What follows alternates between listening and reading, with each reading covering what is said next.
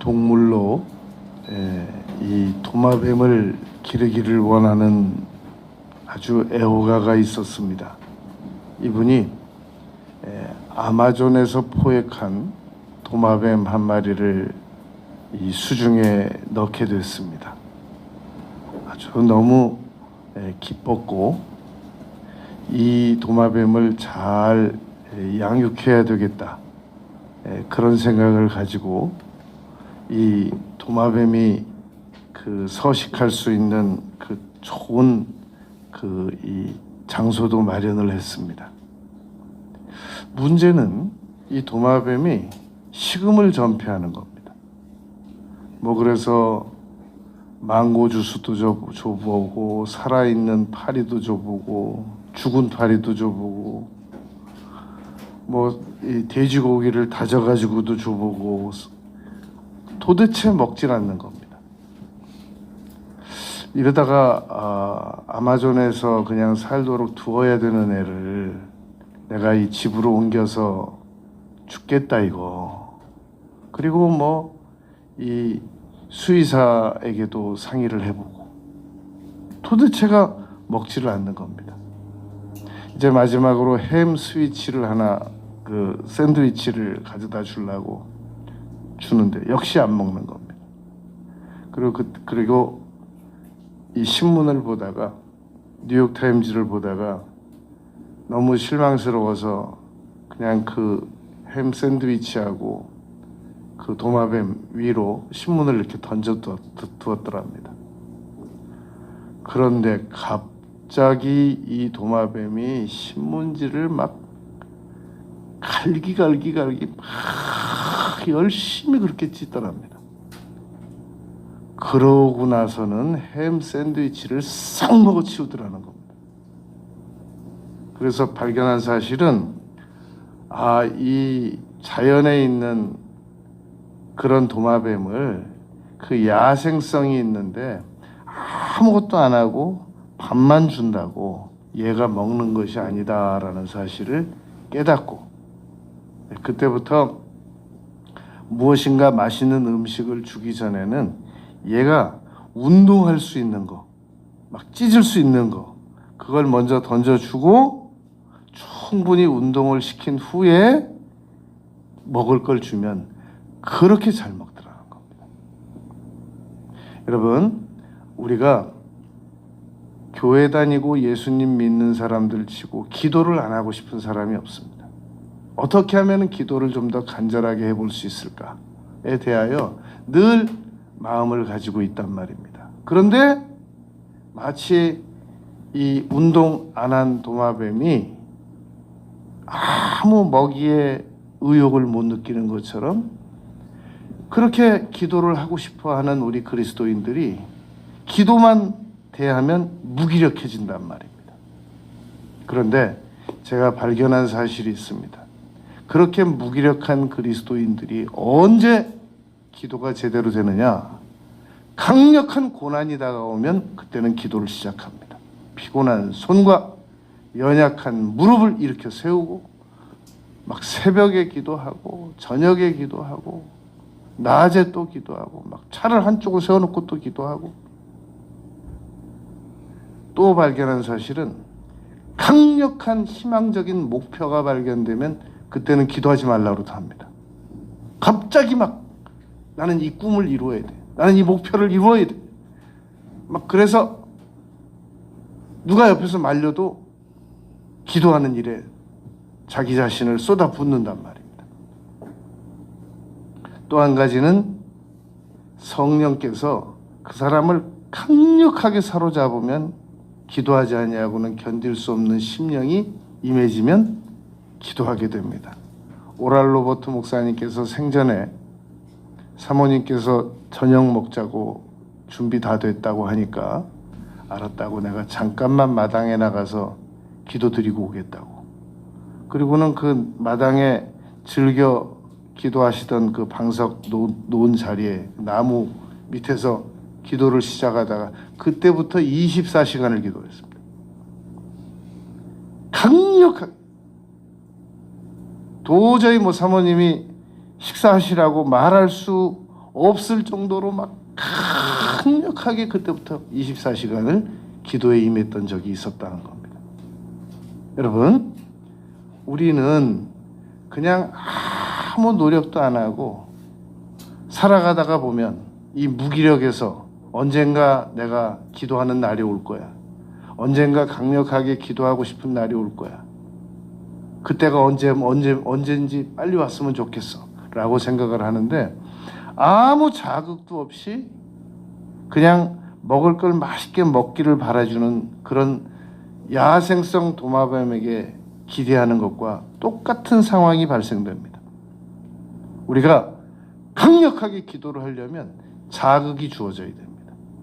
강력한 감동적인 목표가 주어지든지, 어쩔 수 없이 살아가다가 다가오게 되는 고난이 다가오게 되든지, 아니면 성령님께서 나를 막 계속 사로잡아서 기도하지 아니하고는 견딜 수 없는 심령을 부어주시든지, 이 셋 중에 하나가 우리에게 다가오지 않고는 죽는 날까지 우리는 기도를 제대로 해보지 못하고 죽게 될 겁니다. 여러분, 오늘 본문 말씀에 보면 이 한 아이의 아버지가 14절에서 예수님께 와서 꿇어 엎드렸습니다. 이런 자세는 여러분, 그냥 예수님이 누구다라는 얘기 소문 정도만 듣고는 절대 이런 자세가 안 나옵니다.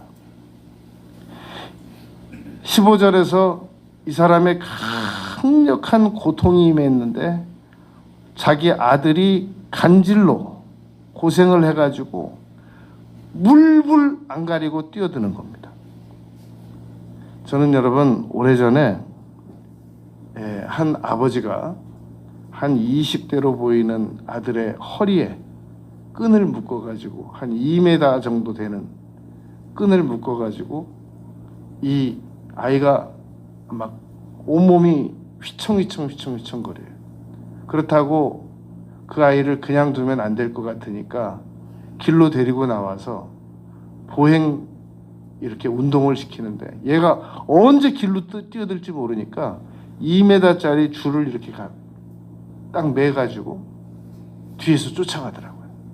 얘가 길에 있다가 이렇게 그 인도에 있다가 이쪽으로 횡길로 나가려고 그러면 땡기고, 그러면서 제가 그 광경을 한참 봤습니다. 저 아버지 아니면 저건 못하겠다.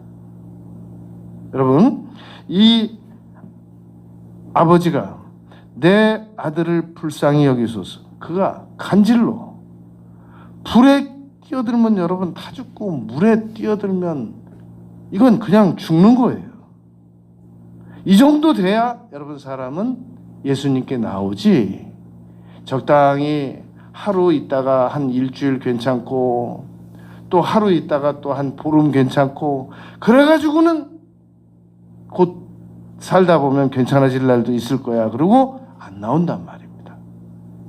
그런데 이때 당시 예수님은 산속에서, 산 저 위에서 베드로, 야고보, 요한을 데리고 모세와 엘리야를 만나고 계셨을 때였단 말입니다. 그러니까 산 밑에서 기다리고 있던 제자들에게 와가지고 당신 선생이 귀신 들린 사람을 잘 고쳐준다고 그러고, 그러니까 좀 내 아들을 고쳐주십시오 그랬단 말입니다. 제자들이 그건 우리도 할 수 있다고. 왜냐하면 누가복음 10장에서 귀신을 쫓았더니 번개같이 떨어지는 것을 보았다라고 예수님께서 칭찬해 주셨단 말입니다. 그거 우리도 할 수 있다고. 그런데 이 귀신이 안 나가는 거예요. 그러니까 제자들이 예수님께 여쭈었단 말입니다. 조용히 여쭙기를, 왜 우리는 안 나갑니까? 19절에. 그리고 그냥 안 나간 것도 아니고 분명히 누가복음 10장에서 뱀과 정갈을 밟을 권세를 우리에게 주셨고, 귀신을 쫓을 권능도 우리에게 주셨고, 그리고 그 권능대로 우리가 분명히 쫓았었고, 근데 왜 안 나갑니까? 너무 이해가 안 가서 예수님께서 여쭙더니 예수님께서 말씀하시는 겁니다. 너희가 믿음이 적어서 그렇다. 그리고 그 믿음은 많이 적어서 그런 게 아니라 눈에도 보이지도 않는 겨자씨만큼만한 믿음만큼도 너희가 믿음을 활용할 수 없어서 믿음이 없어서 지금 그렇다. 그렇게 이야기했단 말입니다. 여러분, 행복을 가로막는 결정적인 요소, 그것을 우리는 너무 복잡하게 생각하는데 인간의 행복을 가로막는 결정적인 요소가 제1원인이 쾌락이다라는 겁니다. 너무나도 많은 사람들이 수많은 쾌락 비용에 엄청난 천문학적 돈을 씁니다. 그런데 행복을 가로막는 요소 가운데 가장 결정적인 것이 쾌락이다라는 겁니다. 그리고 성경에서 말씀하는 것대로 하면 돈을 사랑하는 것이 오히려 행복을 가로막는 요소다.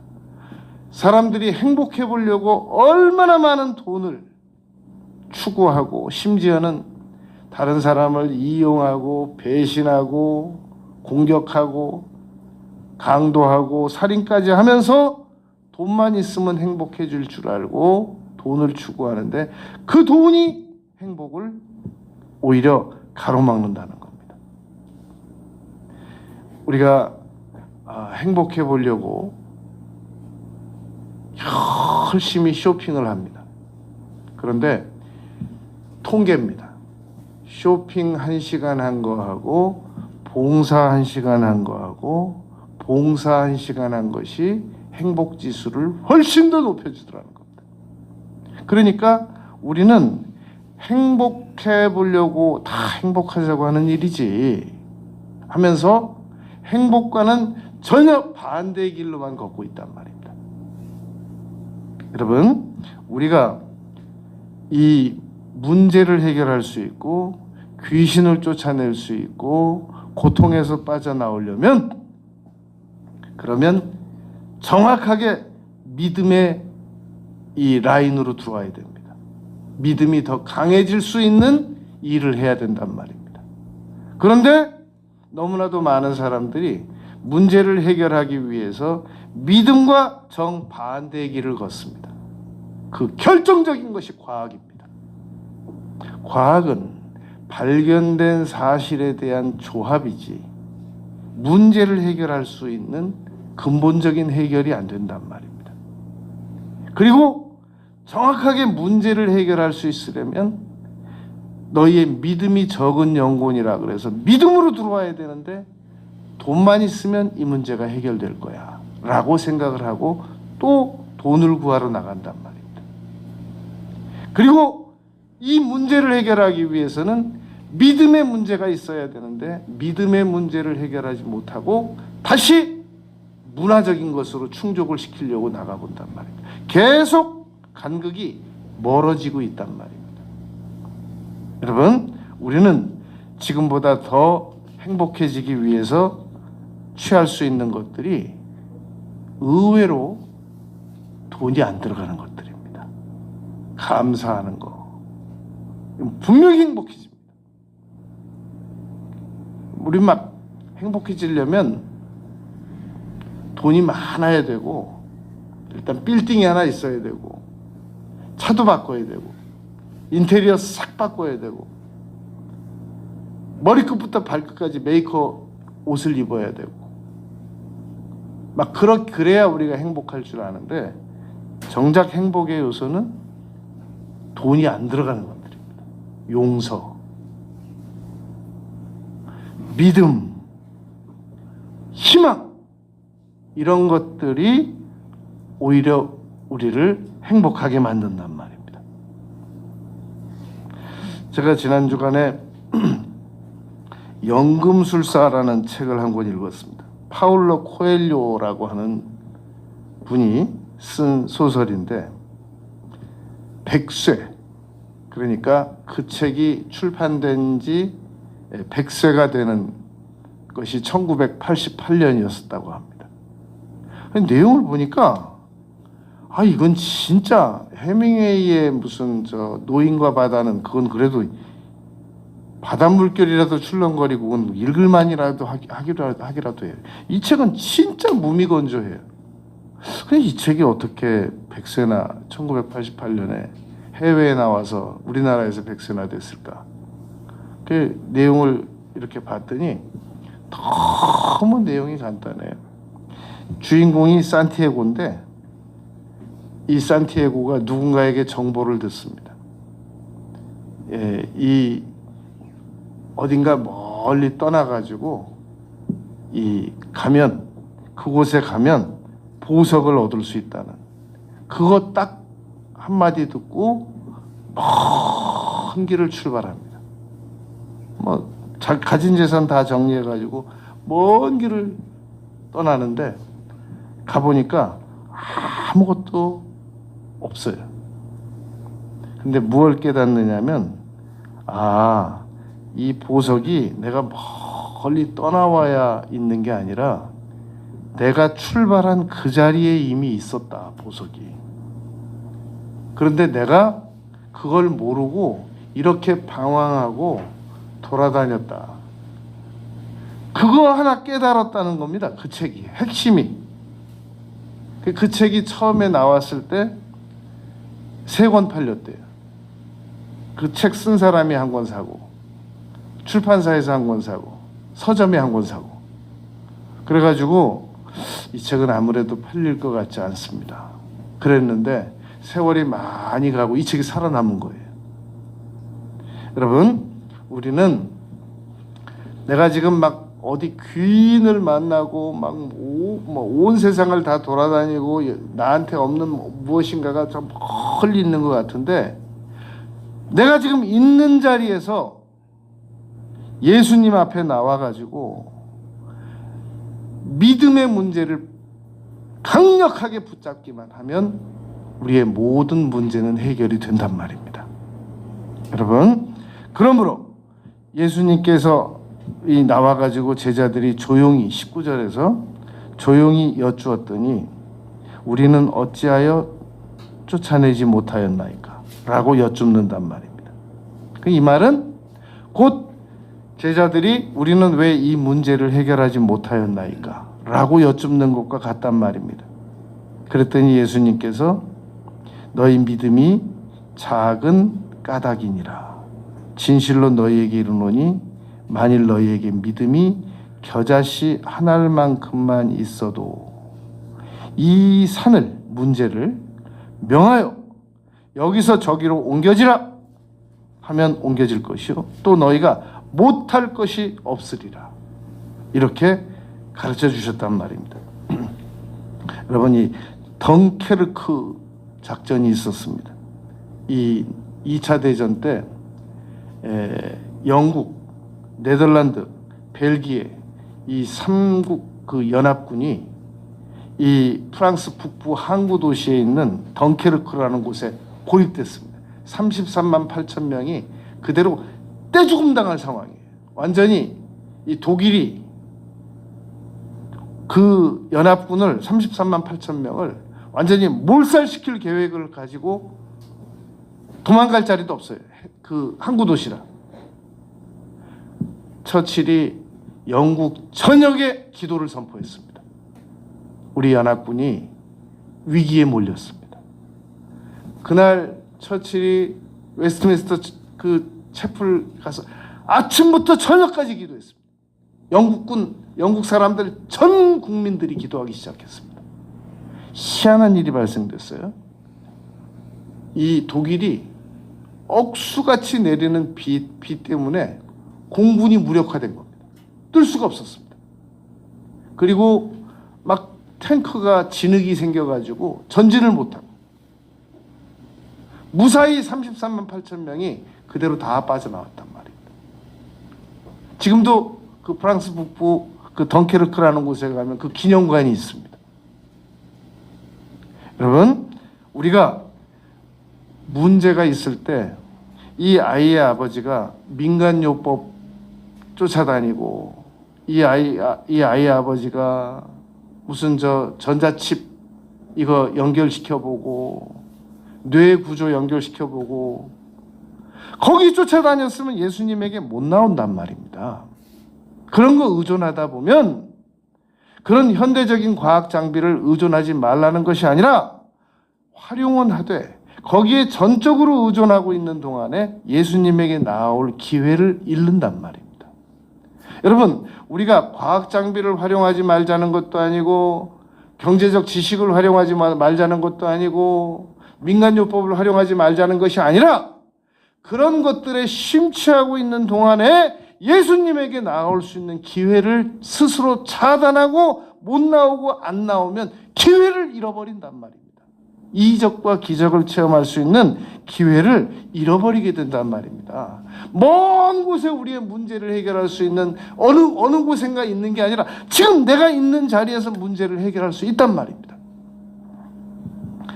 예수님께서 너희의 믿음이 한 겨자씨만큼만 있으면 문제가 해결될 수 있다라고 제자들에게 가르쳐 주셨습니다. 여러분, 오늘 본문 말씀은 크게 세 가지입니다. 하나는 왜 나는 귀신을 못 쫓았는가?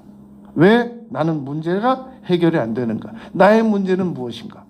두 번째, 예수님께서 가르쳐 주셨습니다. 너의 문제는 지식이 부족한 것도 아니고 돈이 부족한 것도 아니고 게으른 것도 아니고 무기력한 것도 아니고 무식한 것도 아니고 못난 것도 아니고 너의 문제는 믿음이 적은 거야 라고 가르쳐 주셨단 말입니다. 그런데 결정적인 거 세 번째, 우리가 이 중요한 건 뭐냐면 그럼 나는 내가 믿으려고 노력을 안 했던가? 내가 언제 안 믿으려고 노력했나? 내가 눈만 뜨면 믿어보려고 노력했는데 왜 나는 그런 믿음이 없는 건가? 그 해답이 사도행전 3장 16절에 있습니다. 베드로가 안진뱅이를 일으킨 문제에 대하여 사람들이 막 다 놀라고 막 칭찬하고 막 험에스스 나타난 것처럼 막 바울 사도가 안진뱅이 일으켜놨을 루스드라 안진뱅이 일으켜놨을 때처럼 막 놀래니까 단호하게 얘기합니다. 사도행전 3장 16절에서 내 믿음은 예수로 말미암아 난 믿음이야. 내가 만들어낸 믿음이 아니야. 나는 그런 믿음을 만들어낼 재간이 없는 사람이야. 예수로 말미암아 난 믿음만 있으면 문제는 언제든지 해결할 수 있어 라고 단호하게 이야기했다는 겁니다. 그게 사도행전 3장 16절입니다. 여러분, 마태복음 15장, 마가복음 7장에 보면 우리 인간 속에서 이 솟구쳐 나오는 것은 거명하기도 부끄러울 만큼 큰 죄들입니다. 로마서 7장에 바울 사도께서 이렇게 말씀하셨습니다. 내 속에 선한 것이 거하지 않는다. 우리는 교회를 우리가 한 30년쯤 다니면 우리 속에 뭔가 선한 것이 있을 것으로 생각하는데 철저하게 여러분 그건 성경적이지 못한 사고입니다. 로마서 8장에 보면 인간은 태어날 때부터 죽는 순간까지 완전히 더 이상 어찌할 수 없는 죄인일 겁니다. 로마서 3장 10절, 로마서 3장 23절에 인간은 온 인류가 다 죄인이란 말입니다. 로마서 1장에서 이방인은 죄인이다. 그럼 너희는 나냐? 로마서 2장에서 유대인은 다 죄인이다. 3장에서 그러므로 모든 인류는 다 죄인이다. 그리고 7장에 가서 바울 사도가 말씀하시는 겁니다. 내 속에 선한 것이 전혀 없다. 나 사도인데 내 속에 선한 것이 전혀 없다 라고 말했단 말입니다. 그리고 8장에 가서 오직 그리스도 예수 안에 있는 그 믿음으로만 말미암아 우리가 용서받을 수 있고 바울 사도께서 그렇게 말씀하신 것처럼 사도행전 3장 16절에서 예수로 말미암아 난 믿음만이 문제를 해결할 수 있다라고 말했단 말입니다. 그러므로 여러분 히브리서 11장 1절에서 믿음은 바라는 것 것들이 필요하다라는 것은 그건 내가 필요한 거 준비하는 거예요. 아니, 우리가 뭘 얻어먹으려면 그릇은 가져가야 되잖아요. 그러니까 믿음을 얻으려면 최소한 바라는 것들은 있어야 돼요. 그 바라는 것들이 꿈이고 희망이고 목표고 세부적인 계획이고, 빌립보서 2장 13절 말씀처럼 자기의 기쁘신 뜻을 위해서 너희로 마음의 소원을 이루어내시는 소원이고, 이런 건 우리가 기본적으로 갖추어야 한단 말입니다. 그러나 그런 것들을 주님께 보여드리면 네가 최소한의 믿음을 준비하였구나. 그러면 그 믿음의 발판 위에 휘포스타시스, 믿음의 발판 위에 응답을 주신단 말입니다. 그게 예수로 말미암아 난 믿음이라는 겁니다. 그런데 우리는 우리가 막 믿음을 만들어내야 되는 줄 알아요. 못 만든다니까요. 우리는 믿음의 주요 온전케 하시는 이라는 것은, 믿음은 라이센스가 예수님이시란 말입니다. 우리는 그런 믿음을 만들어낼 능력이 없는 사람들이란 말입니다. 성경을 여러분 우리가 공부한다는 것은 내가 라이놀드 리버가 말한 것처럼 변화시킬 수 있는 건 변화시키고 변화시킬 수 없는 건 받아들이고, 내가 이걸 변화시킬 수 있는 건지 변화시킬 수 없는 것인지를 구별하는 지혜를 가져야 된다는 말이 바로 우리가 갖춰야 될 능력이란 말입니다. 내가 믿음을 만들어낼 수 있는 게 아니란 말입니다. 내가 못 만들어내는 믿음을 가지고 문제를 해결하려고 하다 보니까 오늘도 절망, 내일도 절망, 모레도 절망, 영원히 멸망이 기다리고 절망이 기다리고 있단 말입니다. 그러나 예수로 말미암아 난 믿음만 가지면 문제가 해결될 수 있단 말입니다. 오늘 본문 말씀에서 예수님께서 너희에게 한 겨자씨만한 믿음만 있어도 라는 말은 예수님으로 말미암아 난 믿음 한 겨자씨만큼을 말하는 거지, 내가 내 속에서 만들어낸 믿음 10가만이 가지고 있어도 아무 일도 안 일어난단 말입니다. 그러므로 믿음은 계속해서 예수님에게 공급을 받아야 됩니다. 한 건 한 건 한 건 한 건 다 계속 공급을 받아야 된단 말입니다. 이것이 내 자녀의 문제다 그러면 이 자녀의 문제를 해결하기 위해서 또 한 건, 이것이 나의 물질의 문제다 그러면 또 이 물질의 문제를 해결하기 위해서 또 한 건, 이것이 나의 질병의 문제다 그러면 이 질병의 문제를 얻기 위해서 또 한 건, 죽는 날까지 마틴 루터가 말한 대로 우리는 거린이란 말입니다. 믿음의 거린이란 말입니다. 믿음을 우리는 얻어내야만 한다는 겁니다. 여러분, 이 이탈리아, 유럽 이런 나라에 가면 GDP가 우리보다 높잖아요. 그 높은 GDP를 가지고 이 사람들이 하는 일이 뭐냐? 버스 광고에 보면 뉴욕에는 이런 버스 광고가 심심찮게 볼 수 있습니다. 당신이 신을 믿지 않아도 된다. 4m짜리 광고판에 엠파이어 스테이트 빌딩 같은데 써 있습니다.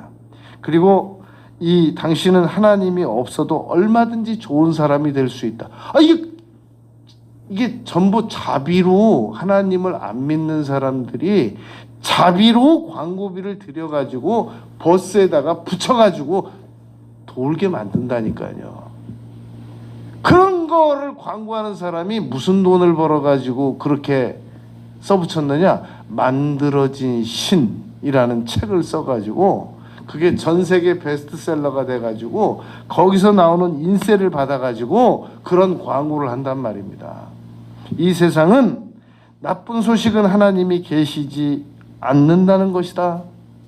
좋은 소식은 당신은 신을 필요로 하지 않는다는 것이다. 이런 광고판이 버젓이 잘 사는 나라에 돌아다닌단 말입니다. 그러므로 우리가 믿음을 가지기 위해서 믿음이 자연스럽게 찾아와서 우리에게 믿음이 강해지게 만들어질 것이라고 믿는 것은 참으로 어리석은 생각인 겁니다. 믿음은 우리에게 자기 발로 찾아오지도 않을 뿐더러 우리가 믿음을 향해서 나아가면 수많은 장애물이 우리를 가로막습니다. 이 아이의 아버지가 어떻게 해서 이런 문제를 가지고 제자들에게 나오고 예수님에게 까지 나오게 됐는지 그게 장할 따름이란 말입니다. 우리는 여러분 문제를 향해서 나가야 됩니다. 그러나 그 문제를 향해서 나간다는 것은 전 세계를 방황하고 돌아다니라는 말이 아니라 내가 있는 자리에서 믿음을 가지고 도전하면 이 문제는 해결될 수 있단 말입니다. 여러분 1972년에 우루과이를 출발해서 칠레로 가던 비행기가 이 안데스 산맥에서 중간에서 추락을 했습니다. 그래가지고 33명이 생존자가 남았는데 72일 동안 구조를 기다렸습니다. 계속 구조를 기다리다가 이제 거기서 먼저 죽은 사람들 시신까지 다 먹고, 그러면서도 이 비행기에서 외부에서 들려오는 소리는 이게 무전기가 무전이 되는데 나가는 게 고장이 났어요. 그래서 이 33명이 계속 그 72일간 기다리다가 어느 날 그 외부로부터 무전 내용을 듣습니다. 수색을 종료한다. 다 생존자가 없는 것으로 생각한다. 그러니까 남은 사람들이 이제 16명이 살아남는데 남은 사람들이 좋다. 그러면 이제는 기다리지 않고 내가 찾아 나가겠다. 우리가 찾아가겠다. 그래가지고 그 눈길을 헤치고 산 정상으로 올라갑니다. 4일 걸려서. 그리고 정상에서 말 타고 지나가는 사람을 만나가지고 자초지정을 얘기해가지고 구출을 받아서 결국은 영화로까지 만들어집니다. 여러분, 우리는 너무 오랫동안 우리의 문제가 해결되도록 기다렸습니다. 외부로부터의 구출. 언젠가 살다 보면 이 문제가 해결되지 않겠느냐. 그러나 외부로부터 수신이 중지되고 이제 수색이 종료됐다고 하는 소식을 언젠가 듣게 되면 그때는 산을 올라야 된단 말입니다. 그 산을 오르는 게 산티아고처럼 먼 길을 돌아서 어디 저 피라미드에 가면 보석이 잔뜩 묻혀 있다라는 얘기, 허황된 소식을 듣고 돌아다니는 게 아니라 내가 있는 자리에서 믿음의 끈을 붙잡고 기도드리고 문제를 얼마든지 해결받을 수 있단 말입니다. 여러분, 오늘 본문 말씀에서 예수님께서 이렇게 말씀하십니다. 이 산을 명하여라고 말합니다. 이 명하여라는 말은 마가복음 11장 23절 말씀하고도 아주 똑같습니다. 예수님께서 마가복음 11장 23절에서 이 산더러 들려 명하여 저 바다에 던져지라 하고 의심치 않고 믿으면 그대로 된다라고 말씀하셨단 말입니다. 문제는 명령을 해야 됩니다. 명하여 여기서 저기로 옮겨지라 하면 옮겨질 것이요. 이 말을 반대로 읽어보면 옮겨지라고 문제를 향하여 명령하지 않으면 그대로 있다는 겁니다. 이게 20년 가도 있고 30년 가도 있고 그대로 있는단 말입니다. 너희가 못할 것이 없으리로다. 마가복음 9장 23절에 할 수 있거든이 무슨 말이냐? 믿는 자들에게 능히 하지 못할 일이 없느니라. 분명히 할 수 있는데 너희가 못할 것이 없으리로다 라고 하는데 언제 못하냐면 명령하지 않을 때. 오늘 사도행전 3장 16절에서 베드로가 이렇게 말합니다. 예수로 말미암아 남은 믿음이 이 사람을 이렇게 만들었고 그 처음에 예수의 이름을 믿음으로라고 말했단 말입니다. 예수의 이름을 믿고 명령하면 문제는 여러분 반드시 해결되게 되어 있습니다. 여러분, 우리는 이렇게 살다 이렇게 끝나는 것이 우리의 인생의 종착역이 아닙니다. 우리에겐 놀라운 하나님의 축복이 사장되어 가고 있습니다. 하나님께서는 정당한 대가를 치르는 자들에게 이것을 넘치도록 부어주시기를 원하고 계시단 말입니다. 여러분, 있는 자리에서 기도를 시작하시기 바랍니다. 있는 자리에서 믿음을 가지기 시작하시기 바랍니다. 있는 자리에서 명령하기 시작하시기 바랍니다. 반드시 문제가 해결될 수 있습니다. 기도드리겠습니다. 아버지 하나님, 남은 생애 동안 저희들이 더 이상 방황하지 아니하고 간절하게 기도드리고 예수 이름으로 명령하고 예수님의 이름으로 말미암아 난 믿음으로 문제를 반드시 해결받을 수 있다는 사실을 믿습니다. 예수님 이름으로 기도드렸습니다. 아멘. 542장 찬송 드리겠습니다.